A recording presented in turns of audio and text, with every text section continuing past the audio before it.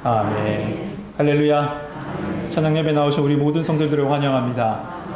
찬양의 감격과 기쁨이, 그리고 기도의 응답과 확신이 이 예배 자리에 나온 우리 모든 성도님들과 함께 하시길 주님의 이름으로 축복합니다. 지난 시간에 우리는 옛사람을 벗어버리고 새 사람을 입은 그리스도인의 삶의 방식은 무엇인지 대해서 6가지를 함께 나눴습니다. 그 중에서도 특별히 3가지를 보았죠. 여러분 기억나십니까? 모르시는군요. 그래서 다시 한번 하나씩 살펴보죠. 첫 번째는 무엇이었습니까? 첫 번째는 거짓을 버리고 참된 것을 말하라 였어요. 거짓을 버리고 참된 것을 말하라.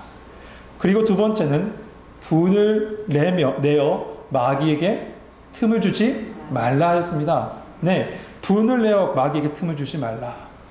마지막 세 번째는 도둑질하지 말고 가난한 이웃에게 손을 펴서 너의 육과 양식의 모든 것들을 나눠줌으로 그들의 삶을 살리라 였습니다. 그런데 여러분, 여기서 도둑질하지 말라란 부분, 그 말씀은 좁은 의미에서는 남의 것을 훔치는 행위라고 했지만 넓은 의미에서는 내 안에 도사리고 있는 부정직한 모든 행위들을 이야기한다라고 했습니다. 그리고 또한 우리는 이것을 좀 더 영적인 부분으로 확장시켜서 봤습니다. 그것이 무엇이었습니까? 여기서 말씀하고 있는 가난한 자는 바로 영적인 가난한 자들, 그 부분까지 확장해야 된다라고 했어요.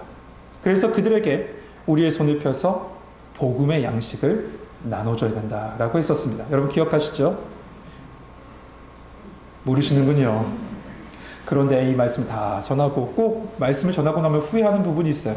아니 왜 이 부분을 놓쳤을까? 왜 이 부분을 써놓고 나서도 이야기하지 않았을까? 하는 부분이 있어요. 그 부분이 뭐냐 하면 이야기입니다. 이렇게 복음을, 우리가 영적인 양식을 나눠주지 않는다면 그것 또한 영적인 도둑질이라는 겁니다. 우리가 도둑질하지 말라는 이 말씀을 받을 때 우리 모두 다 나는 아니야 라고 대부분의 사람들이 이야기하지만, 우리가 복음의 양식을 나눠주지 않는 그 모습 또한 어찌 보면 영적인 도둑질을 하는 것지도 모른다는 거죠. 성도 여러분, 우리에게 맡기신 진리의 복음, 그 생명의 복음을 나만 취하고 내 안에만 갖고 있는 것이 아니라 그 복음을 말씀대로 사명대로 나눠줄 수 있는 우리 성도님 되시길 주님의 이름으로 축복합니다. 아멘. 오늘은 그리스도인의 삶의 방식 4번째, 더러운 말을 하지 말고 선한 말로 은혜를 끼치라입니다. 우리 29절 말씀 같이 한번 읽어봅시다. 29절 같이 읽겠습니다. 시작.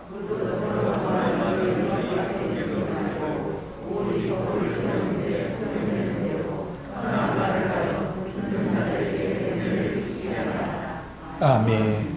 구원받은 성도들은 더러운 말, 악한 말, 비웃는 말, 비꼬는 말, 그런 말 하지 말고 대신 선한 말을 함으로 덕을 세우고 은혜를 끼치라라고 말씀해 주고 계시죠. 여러분 가만히 한번 살펴보면 모든 세상 일도 마찬가지지만 교회를 세우는 일도, 교회를 무너지게 하는 일도 모두 다 말에서부터 시작되는 것을 보게 돼요. 우리는 종종 말의 실수를 범합니다. 그렇죠? 우리 모두는 그것을 인정할 수밖에 없어요. 말의 실수 말이에요. 제가 중학교 때 아주 친한 친구가 있었습니다. 근데 그 친구는 어머니가 안 계셔서요. 저희 때는 도시락 싸갖고 다녔잖아요. 2개씩이요. 도시락을 스스로 아침에 싸가지고 오는 그런 친구였어요. 그런데 저희들은 참 허물 없이 너무나도 잘 지냈습니다. 행복하게 밥 먹을 때도 언제나 매일 붙어 다녔어요. 그런데 그러다 보니 제가 말실수를 한 거예요. 당시에 이 코미디 프로그램 중에 어떤 유행어가 있었습니다. 제가 정확하게 기억은 안 나는데 이런 비슷한 유행어였어요. 네 어머니 뭐 하시니? 이런 뭐 비슷한 유행어였던 것 같습니다. 근데 무심결에 제가 그 말을 한 거죠. 밥 먹는데요. 밥 먹는 자는 개도 안 건드리는데. 제가 말실수를 한 겁니다. 그랬더니 그 친구 갑자기 이게 복받쳐 올랐는지 갑자기 울면서 뛰쳐나가 버린 거예요. 그때 얼마나 놀랐는지 몰라요. 너무 친한 친구였기 때문에요.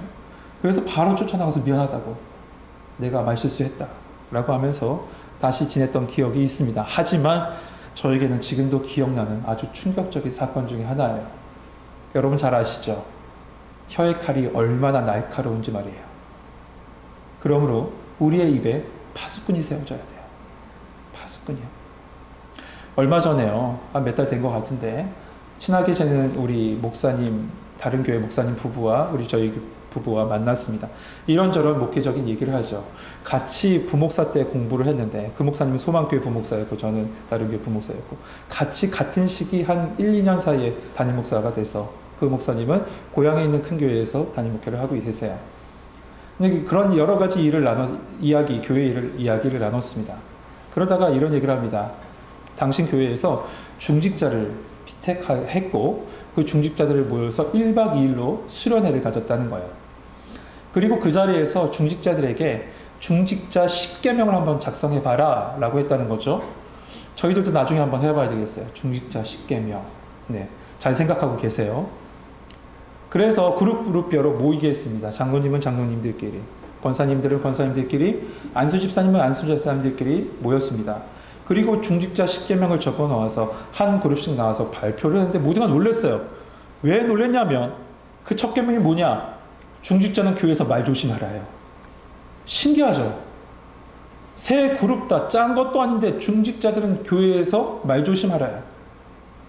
성도 여러분, 골로새서 4장 6절 말씀 이렇게 말씀합니다. 너희 말을 항상 은혜 가운데서 소금으로 맛을 낸 것 같이 하라.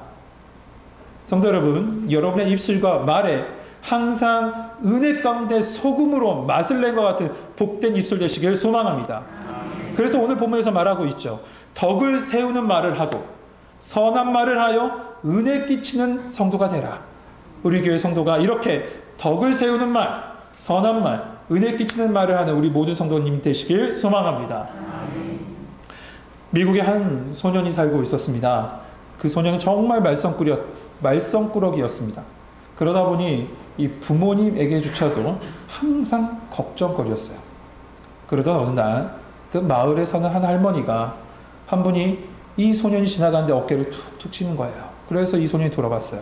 그랬더니 그 소년의 어깨를 양손으로 딱 잡고 할머니가 말씀하시는 거예요. 얘야, 내가 보니 너는 참 똑똑해. 그리고 성격이 쾌활하고 말도 참 잘하는구나. 나는 네가 나중에 목사님이 되고 설교가가 됐으면 참 좋겠다. 그러면 많은 사람에게 큰 영향을 미칠 거야. 이렇게 할머니께서 그 아이를 붙잡고 얘기하셨다는 거예요. 이런 얘기들 그냥 다른 사람 같았으면 스쳐 지나가는 의미 없는 덕담으로 들을 수 있겠는데 그 할머니의 진지한 그 격려를 그 소년은 가슴에 담기 시작합니다. 간직해요. 그리고 그것을 생각하면서 자라왔어요. 그리고 결국 그 소년은 신학 공부를 하게 됐고 유명한 복음 전도자가 된데 그 소년의 이름이 뭐냐면 바로 빌리 그리함 목사님입니다. 빌리 그리함 목사님이에요. 여러분, 그리스도인은 세우는 말, 선한 말, 은혜의 말을 해야 될 줄 믿습니다. 우리 같이 고백합시다. 세우는 말, 선한 말, 은혜의 말. 여러분, 그런데 그렇게 하기 위해서는 우리의 입술로, 우리의 감정으로는 되지 않잖아요. 그러기에 예수의 십자가 복음이 우리의 입술을 주장해야 돼요. 그러면 우리의 입술에서 나오는 모든 말은 생명을 살리는 말이 될 것이고 삶을 살리는 말이 될 것이고 낭망한 자를 일으키는 놀라운 역사를 여러분의 모든 음성과 말로서 보게 될 줄 믿습니다. 아멘. 사람을 살리는 말은 예수 복음 안에 있습니다. 아멘. 그리스도인의 삶의 방식 다섯 번째는 30절에 나옵니다. 우리 30절 말씀 같이 한번 읽어봅시다. 같이 읽겠습니다. 시작.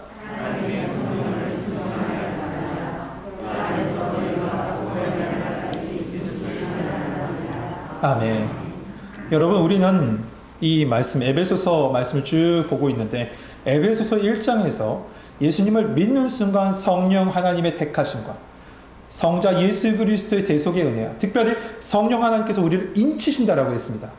이 인치신다는 말이 뭡니까? 성령께서 너는 구원받은 자야. 너에겐 구원의 은혜가 있고 너는 하나님의 자녀가 되었어 라고 성령 하나님께서 보증해 주신다는 거 아니에요. 보증하신다는 거예요. 그래서 그 성령님은 언제나 우리와 함께 하시고 우리를 도우시며 특별히 우리의 연약함을 위해서 말할 수 없는 탄식으로 매 순간, 아니 지금 이 순간도 우리를 위해 기도하시는 분이 바로 성령 하나님이실 줄 믿습니다. 아멘. 그분이 내 안에 계십니다. 그분이 여러분 안에 계세요. 이렇게 너무나도 좋으신 성령님이 우리 안에 계신데 그럴 때 우리는 성령을 근심케 한대요. 여러분 우리 성경에 잘 나타나 있지 않지만 왜 근심케 하고 있는지 이 원어 성경에 보면 한 단어의 연결 단어를 통해서 알 수 있습니다. 그 단어는 뭐냐면 이 30절 말씀 맨 앞에 보면 카이라는 단어가 되어 있어요. 이 카이라는 단어는 29절과 30절을 연결하고 있다는 거죠. 그렇다면 뭡니까? 그 앞에 말씀이 뭐였어요? 방금 말씀 나눴죠. 말에 대한 거였어요. 말. 그러니까 더러운 말을 하고 죄악된 말을 하고 상처 주는 말을 하는 그 말은 성령님을 근심케 한다는 거죠. 여러분, 성령님은 성도가 악한 말을 하며 죄악된 말을 하며 가시돋친 말을 할 때 제가 또 저러네. 우리 안에서 그러고 계시는 것이 아니라요. 성령님 내 안에서 근심하고 계시다고요. 그 모습을 보면서 하나님의 자녀인데 저가 예수 그리스도의 보혈로 새롭게 된 주의 자녀인데 왜 저럴까 슬퍼하며 주를 위해서 기도하고 계신다니까요. 그런데 이렇게 성령님이 슬퍼하시는 말이 31절과도 연결됩니다. 31절 함께 읽어보죠. 같이 한번 읽겠습니다. 시작.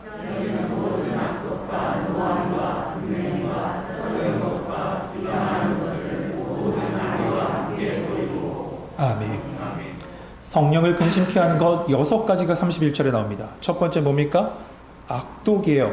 이 악독이란 말은 이 헬라어로 보면 피크리아라고 되어 있는데 그 단어는 독설입니다.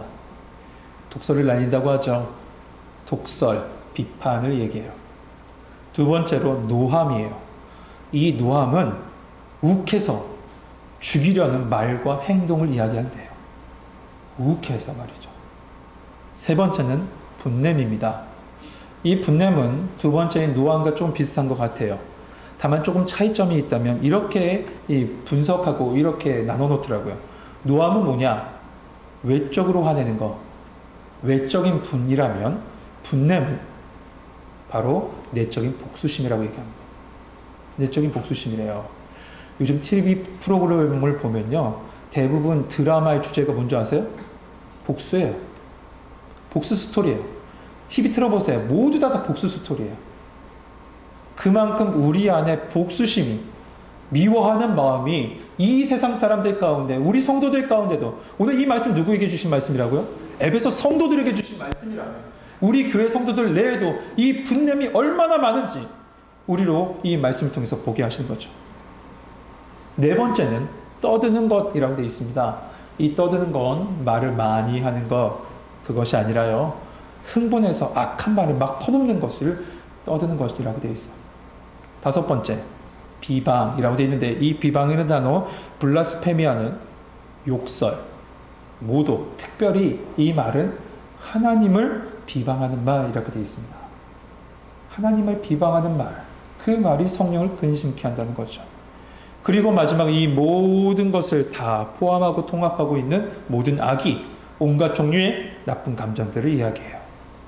여러분 혹시 이 모든 것이 우리 안에 남아있다면 성경 말씀은 뭐라고 얘기하십니까? 분명히 말씀하시죠? 내어 버리라고요. 버리라고요. 그렇지 않으면 성령을 근심케 한다는 거예요. 성령을 근심케 한다고요. 그러므로 이 모든 것은 우리 그리스도인의 삶의 방식 6번째와 또 연결되는데 31절 상반절에 보면 서로 친절하게 하며 불쌍히 여기며 서로를 용서하라고 얘기하세요. 용서하는 거예요. 친절하게 되는 거예요. 서로 긍휼한 마음으로 사랑한 마음으로 불쌍히 여기는 거예요. 왜요? 31절 하반절이죠. 하나님이 그리스도 안에서 너희를 용서하신 같이. 하나님이 그리스도 안에서 너희를 용서하시면 어떤 용서였습니까? 당신의 아들 십자가에 내어주신 용서함이었어요. 당신의 아들 죽이시면서 우리를 용서하셨다고요. 그 피로 말미암아. 성도 여러분, 성도가 어떤 존재인지 기억하셔야 됩니다. 성도는 하나님의 긍휼하심과 하나님의 사랑과 하나님의 용서를 경험한 자예요. 십자가를 들어갔다 나온 자가 성도예요. 그 은혜를 받은 자가 성도라고요. 그래서 말씀 가운데 이렇게 말씀하는 겁니다. 너가 1만 달란트 탕감 받았는데 100달러를 받은 그 빚진 자를 탕감해 주지 못하니 탕감해 줘. 너가 하나님께 용서를 받았다면 그들을 향해서 너도 용서할 수 있는 자가 되라. 이것이 친절이고 이것이 불쌍히 여김이고 이것이 용서다. 주님이 우리에게 오늘 말씀을 통해서 가르쳐 주시는 겁니다. 그런데 성도 여러분, 이 말씀을 쭉 듣는 이 내내 여러분 마음속에서 두 마음이 왔다 갔다 하지 않으세요? 그렇게 살아야지 하는 한 마음과 아니요 하나님 안 돼요 라고 하는 부분 있죠. 특별히 저 사람만은 안 돼요 하는 부분 있지 않아요? 아니 싫어요. 저 사람 저를 어떻게 했는지 주님이 아시잖아요 하고 생각나는 한 사람의 얼굴 쓱 스쳐가지 않아요? 저도 이렇게 없애버려야죠. 생각나는 건 없애버리십시오. 그런 사람이 분명히 있으실 겁니다.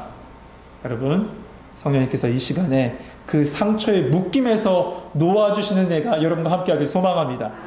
그리고 주님이 나를 어떻게 용서해 주셨는지 깨달을 수 있는 은혜 또한 여러분 가운데 함께하시길 소망해요. 그 사랑이 너무나도 크죠. 그 사랑은 모든 것을 다 덮고 모든 것을 품어낼 수 있는 십자가 사랑입니다. 그러나 성도 여러분, 이것을 깨닫고 이 묶임에서 놓이는 방법은 아무리 우리 안에서 찾아봐도 우리 안에는 없는 것 같습니다. 이 말씀을 끝에 제가 생각나는 말씀은 빌립보서 2장에 주신 말씀입니다. 그 말씀은 이거죠. 너희 안에 이 마음을 품으라. 곧 그리스도 예수의 마음이니. 그렇습니다. 주님의 마음이 우리의 마음을 덮어주셔야 됩니다. 주님의 사랑이 우리의 마음 가운데 덮여져야 합니다. 그러나 내 의지대로 할 수 없고 그렇게 살 수 없으면 여러분 아실 겁니다. 그러니 우리 찬양하시면서 이렇게 기도하는 건 어떨까요? 하나님, 우리 안엔 선한 것 하나도 없습니다. 나를 돌아보니 선한 것 하나도 없고 착한 척만 하고 살아왔군요. 마음으로 복수심을 갈고 칼을 갈고 있으면서 말이에요. 주님 마음 덮어주십시오. 주님의 마음으로 인도하여 주셔서 말에 은혜를 더하시고 성령을 근심케 하지 말게 하시며 하나님의 사랑과 용서가 매 순간 내 삶 가운데 임하게 하여 주옵소서. 여러분 찬양하시면서 기도하며 그 말씀 앞으로 나아가는 주님 앞으로 나아가는 이 시간 되길 소망합니다. 우리 같이 찬양합시다. 보소서 주님.